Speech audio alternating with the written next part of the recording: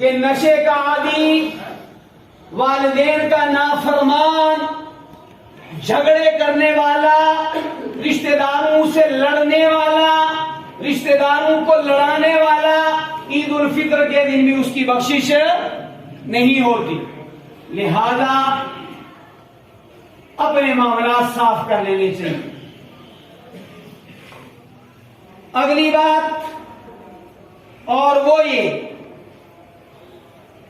کہ جس دور سے ہم گزر رہے ہیں ساری انسانیت ایک وبائی مرض کے اندر مبتلا ہے،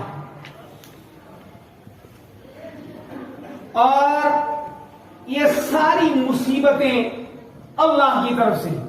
وَمَا أَصَابَكُم مِّن مُّصِيبَةٍ، نہیں کوئی مصیبت آدمی کو پہنچتی مگر اس کی اپنی کمائی ہوتی ہے. وہ جب اللہ رب العالمین کی نافرمانی زمین پر بڑھ جاتی ہے، پھر رب العالمین کبھی بطور عذاب اور کبھی بطور انتباہ،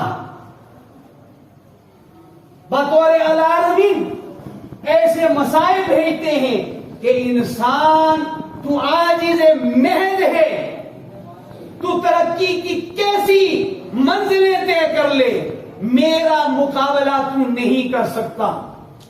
آج ساری دنیا اقتدار والے ہوں، مال والے ہوں، ڈگریوں، عہدوں اور مناصب والے ہوں، جدید ٹیکنالوجی سے لیس ہوں، سارے کے سارے بیماری کے سامنے بے بس ہیں.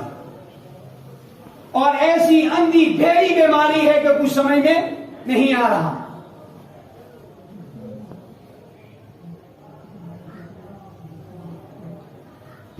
تو اس بیماری سے بچنے کے لیے ایک طرف تو ہم اسی لیے نماز بھی جلدی کر رہے ہیں، احتیاط کریں، ماسک کا استعمال کریں اور بھیڑ بھاڑ سے بچنے کی کوشش کریں. اور غذائی طور پر جن چیزوں کے کھانے کا آپ کو